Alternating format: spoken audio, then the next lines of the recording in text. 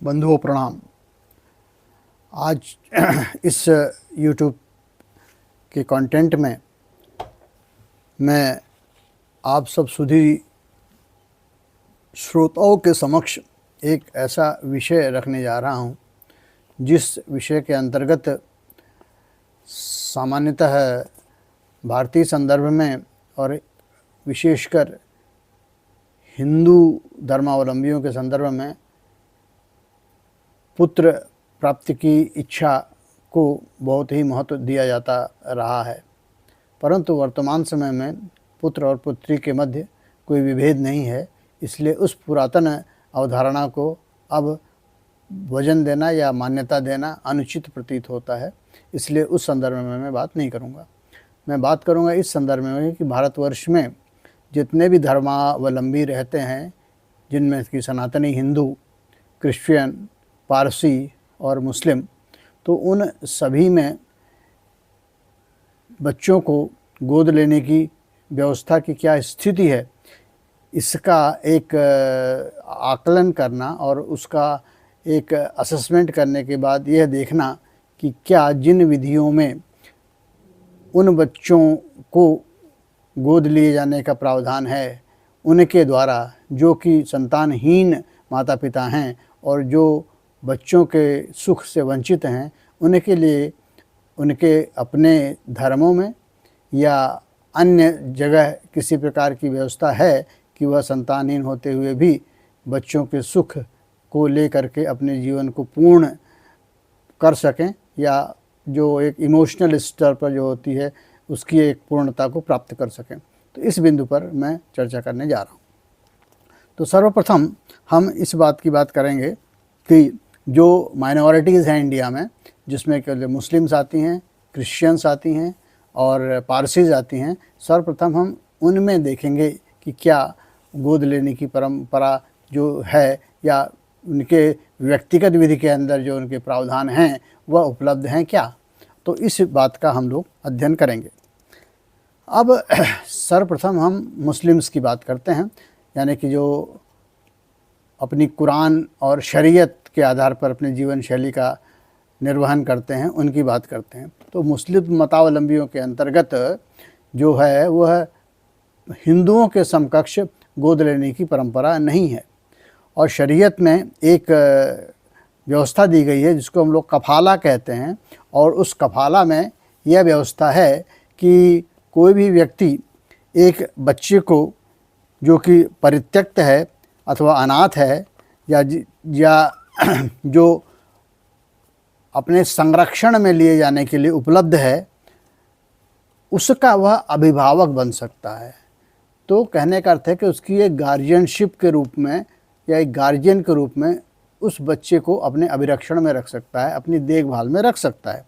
परंतु वह प्राकृतिक माँ बाप की तरह उस बच्चे को अपने अधिकार में नहीं रख सकता, और न ही उसे प्राकृतिक माँ बाप की तरह अपने साथ जीवन भर रखने का अधिकार पाता है या अपने उत्तराधिकार के अधिकारों को उसको देने का अधिकार पाता है। वह मात्र एक अभिभावक होता है, और जो उसकी वयस्कता जो कि 21 वर्ष की मानी जाती है, 21 वर्ष की होने तक ही उसे अपने पास रख सकता है, और 21 वर्ष के पश्चात वह बच्चा बड़े होने पर अपनी स्वतंत्र इच्छा के अनुसार जहाँ आना जाना चाहे वहाँ आ और जा सकता है। अब ये बात उठती है कि ऐसा क्यों हो? तो ऐसा इसलिए है कि कफाला में ये बात कही गई है कि जब आप माँ बाप नहीं बन सकते तो ऐसी स्थिति में बच्चे को आप ले सकते हैं और ले करके उसके अभिभावक बने रह सकते हैं। तो इसका मतलब क्या हुआ? इसका मतलब ये हुआ कि वह जिस मूल परिवार से आता है, यदि वह अनाथ नहीं है तो जिस मूल परिवार से आता है उसके मूल माता पिता बने ही रहते हैं। उनके मूल माता पिता की संपत्ति में उसका अधिकार बना ही रहता है। वह वहाँ से अपने संबंधों को विच्छेद नहीं करता और न ही इस अभिभावक के परिवार से अपने संबंधों को स्थापित करता है। यह अल्पकाल के लिए थोड़े से समय तक उस व्यक्ति के अभिभावक के रूप में अपने ऊपर देखभाल या अनुराग की वर्षा पाता है, और वे दंपत्ति अपने को स्वयं संतानहीन होने के नाते एक बच्चे को पा करके अपने उस भावनात्मक कमी को कुछ समय तक के लिए पूर्ण कर लेते हैं।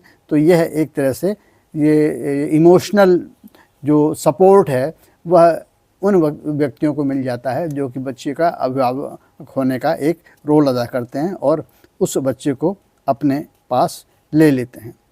अब इसके साथ ये बात निकल के आई कि मुस्लिमों में कफ़ाला के अंतर्गत बच्चे को लिए जाने के उपरांत एक उम्र के पश्चात, जो कि वयस्कता की उम्र है 21 साल, वह स्वतंत्र हो जाता है और स्वतंत्र होने के पश्चात वह अपने हिसाब से जीवन जी सकता है।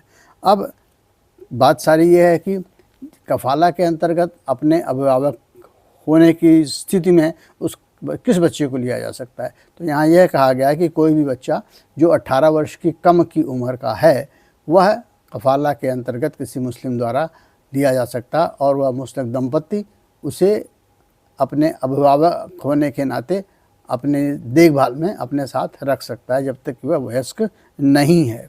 तो ये बात हो गई आपकी मुस्लिम लॉ में। अब आते हैं हम लोग क्रिश्चियन लॉ में। और क्रिश्चियन लॉ में क्या है, ईसाइयों में क्या है। तो ईसाइयों में ये कहा जाता है कि ईसाई, और जैसा मुस्लिम लॉ में एक बात और भी ध्यान देने वाली है कि मुस्लिम लॉ के अंतर्गत कफ़ाला के अंतर्गत मुस्लिम ही बच्चा लिया जाएगा यदि शरीयत के अंतर्गत जो सीमाएं प्रदत्त की गई हैं उसमें ध्यान रखते, वो अन्य धर्म के बच्चों को नहीं ले सकता। अब रह गई ईसाइयों में। ईसाइयों में भी सजातीय बच्चे को ही लिया जाएगा, लेकिन यहाँ दत्तक ग्रहण उसी प्रकार नहीं है जैसे कि मुस्लिम्स में नहीं है, क्योंकि ये सभी जो हैं इस प्रकार के धर्म हैं जो कि मूल में लगभग एक ही हैं। तो इसलिए इसको हम लोग अब्राहम रिलीजन कहते हैं। तो अब्राहम रिलीजन में क्या होता है कि सभी एक ही मूल से निकलते हैं, फिर समयानुसार ईसा मसीह बन जाते हैं, समयानुसार जो हैं अब मोहम्मद साहब आ जाते हैं, और इसी प्रकार से धर्म जो है विभक्त होते चले जाते हैं। अब ईसाई कैसे गोद लेने जैसी परंपरा का निर्वाह कर सकते हैं, जो कि गोद लेना नहीं है कानून की दृष्टि में, वह मात्र अभिभावक के रूप में उस बच्चे को अपने संरक्षण में लेना होता है। तो एक अधिनियम है गार्जियनशिप एंड वार्ड्स एक्ट 1860। तो गार्जियनशिप एंड वार्ड्स एक्ट 1860 के अंतर्गत कोई भी क्रिश्चियन और पारसी किसी भी बच्चे का अभिभावक होने के लिए आवेदन दे सकता है, और यह आवेदन सक्षम अधिकार क्षेत्र वाले डिस्ट्रिक्ट मजिस्ट्रेट के न्यायालय में दिया जाता है।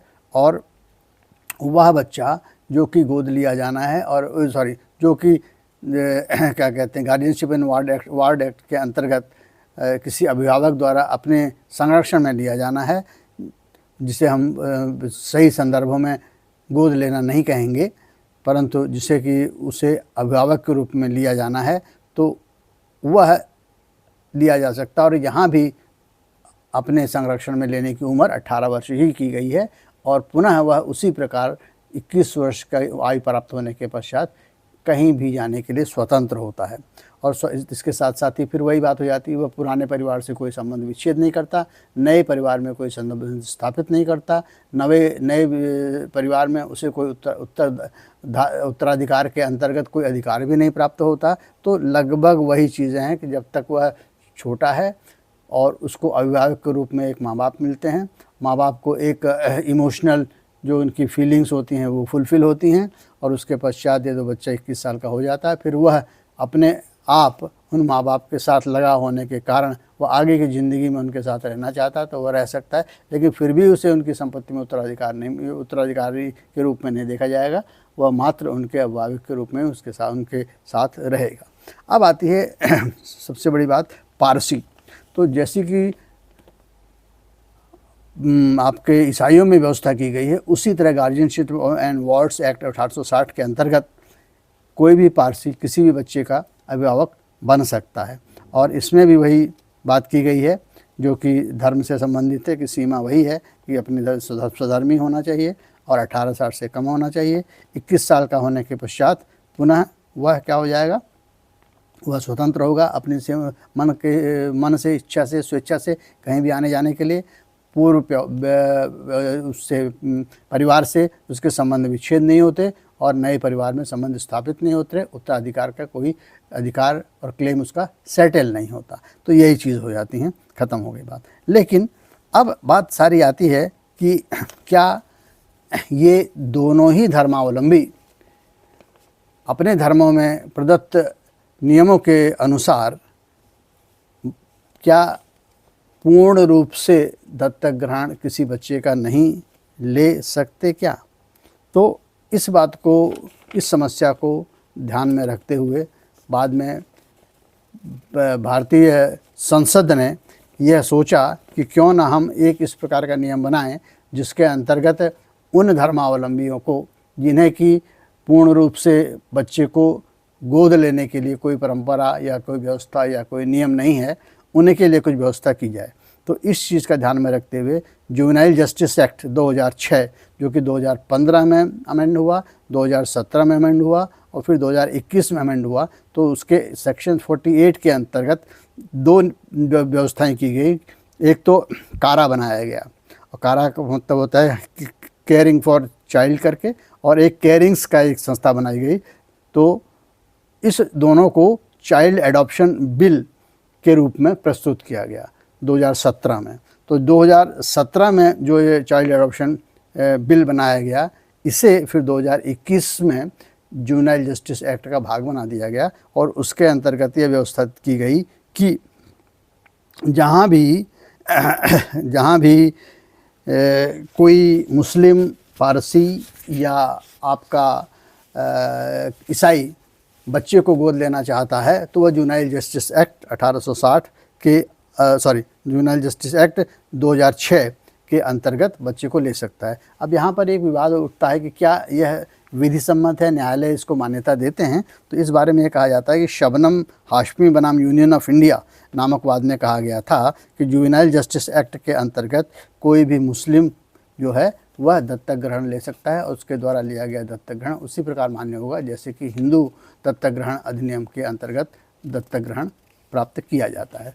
अब आता है, और यहाँ पर ये मैं आपको रेखांकित कर दूँ कि कभी चर्चा होगी तो जो नियम बनाया गया है जिसको कि हम लोग कहते हैं सेक्युलर एडॉप्शन लॉ, और इसके अंतर्गत चाइल्ड एडॉप्शन बिल को जो जुवेनाइल जस्टिस एक्ट में इनकॉर्पोरेट किया गया था, तो उसके अंतर्गत जो बनाया गया था कि सेंट्रल एडॉप्शन रिसोर्स अथॉरिटी और child adoption resources information and guidance system, ये जो दोनों बनाए गए थे, इनको बाद में हम लोगों ने एक विधायन के रूप में देखा और उसे ये पाया कि ये एक सेक्युलर एडॉप्शन लॉ है, और इसके अंतर्गत मुस्लिम्स, क्रिश्चियंस और हो गया आपका पारसीज़, ये बच्चों को अडॉप्ट कर सकते हैं, और उनके द्वारा किया गया अडॉप्शन फुल फ्लेजेस पूरे रूप से प्रभावी होता है, और उसमें वो त्रुटियां नहीं रह जाती जो मुस्लिम, पारसी और ईसाइयों के पारिवारिक विधियों के अंतर्गत मात्र अभिभावक होने का अधिकार मिलता था। यदि इसके अंतर्गत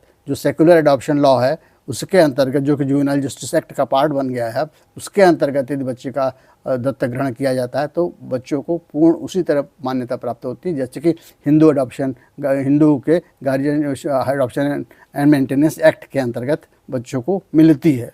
तो इसके चर्चा कभी और में की जाएगी, तो इसको मैं अभी यहीं विराम देता हूँ। इसके बाद अब हम लोग आते हैं हिंदू विधि के अंतर्गत, जो कि Hindu adoption and maintenance act है 1956, उसमें किस प्रकार से बच्चों के गोद लेने की व्यवस्था की गई है।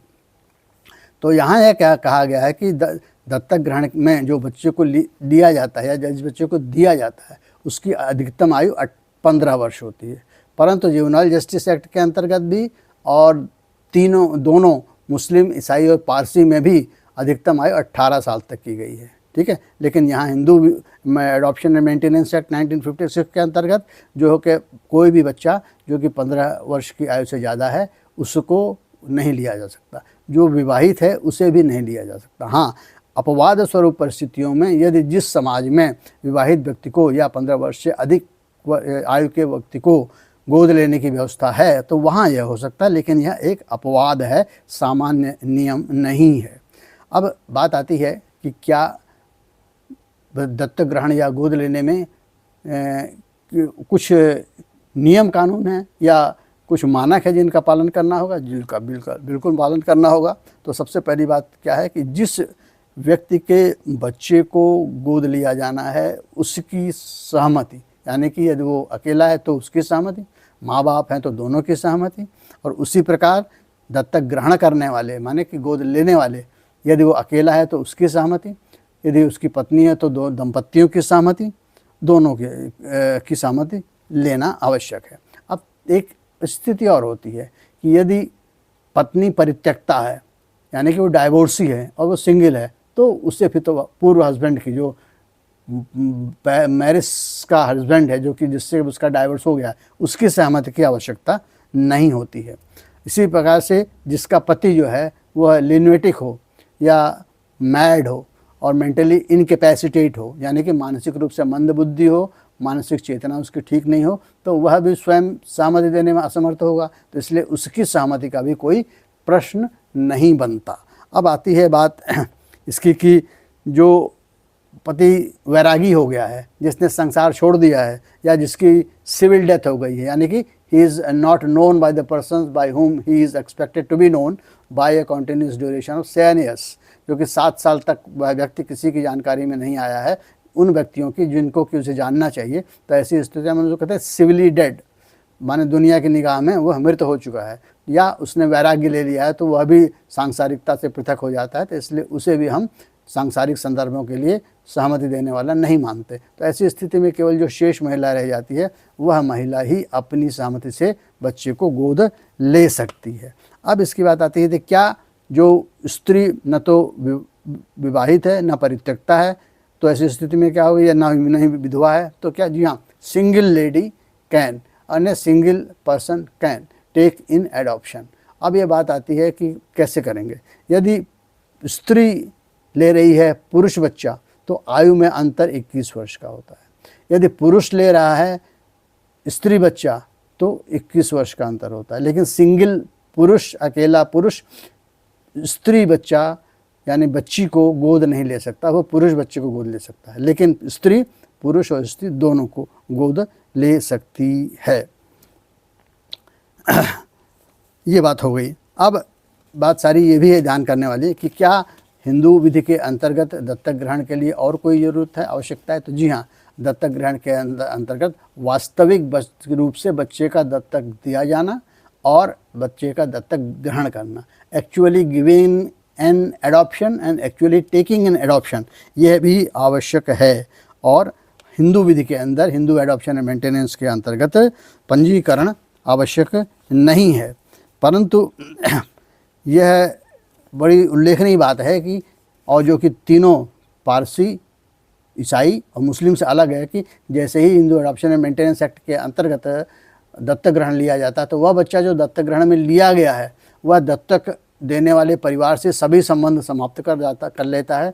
उसके सभी संबंध, इवन उत्तराधिकार के संबंध में समाप्त हो जाते हैं, परंतु उसके सभी नवीन संबंध दत्तक लेने वाले परिवार में उसी प्रकार से स्थापित हो जाते हैं मानो कि वह उसी परिवार में जन्मा हो। उसके माँ बाप भी वैसे ही माने जाते हैं जैसे कि वो बायोलॉजिकल फादर हों, नैसर्गिक हों, बायोलॉजिकल मदर हों, नैसर्गिक माता पिता हों।